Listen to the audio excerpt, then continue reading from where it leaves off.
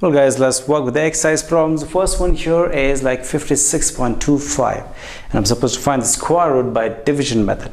So how do you start the problem? Look at that. Here we have 56.25. There's an integer part, there's a decimal part. Let's pair them. So one pair on the right side, here one pair.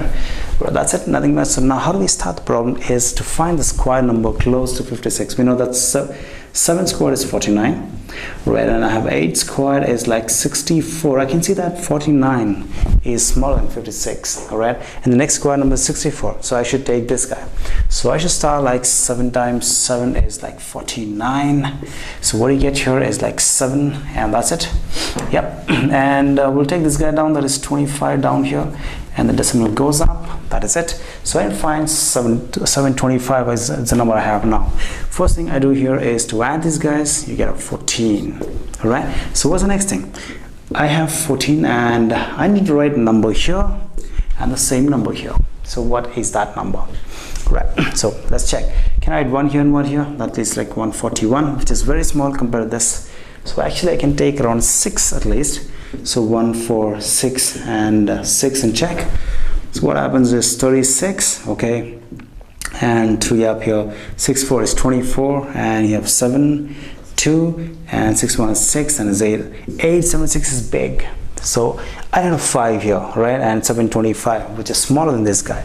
So can I take 1, 4, 5, and 5? You know, why is this guess?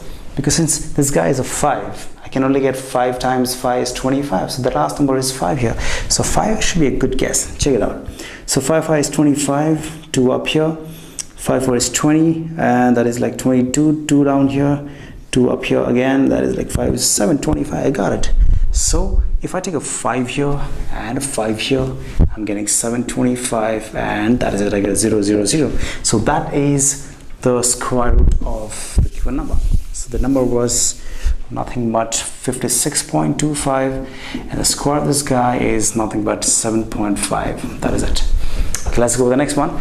Here I can see that I have 151.29. So how do you start the problem? And first pair this guy. So I have one pair on the right side, and the left side you have like one pair and 2 pairs. I should start from here, all right, from the right to left in the integer part. Okay, cool. So what is this? The first pair here is 1, single guy. And what is the square number which is close to 1? 1 itself. So I can just write it as like 1 times 1 is 1, and got it. So this job is done. You got a 0, get the 15, 1 down here, and add this guy's 1 plus 1 is 2. Okay, so what's the next thing? I got to fill this guy, and I got to fill this guy. So it should be the same number. You have 2, and I got to fill the same thing. So can I put 1, 1 here? That is 21, small. If I take a 2 here and a 2 here, I get a 44, which is close to 51. So good. So I put a 2 here and a 2 here, and that is it. So you get a 44 up, and that's be like 7. Okay, so what next? You have a decimal, so that goes up, and you have 29 coming down here. 29 is down. So what's the next thing to do? What I have to do is I got to write these 2 once again and add these guys to get a 4 and a 2. Now I got to fill this number and write some number here.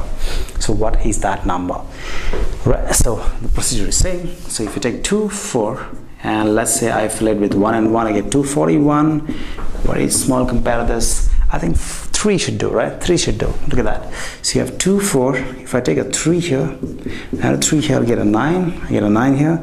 3, 4 is 12, 2 and 1, and 6 and 7, 729. Cool. So that is right. So you get a 3 here, get a 3 here, you get 729, and that is it. So that is the square root of 151.29. You take the square of this guy, you get like 12.3. That is it.